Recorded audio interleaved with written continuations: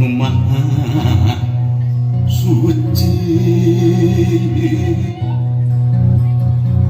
ngedapang jihad bang raksa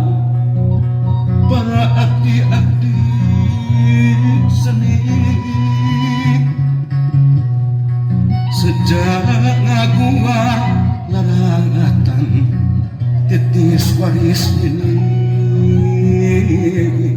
laki nembakeun jalan laratan katampian kesan mandi kaleuwih sifat tahunan leuwih nu ngaruncang diri-diri anu sakiwari rek lurung tujuh ngaliwat ka pajajaran pongan hayang pulang anti padung dengan jeung musik napa anjing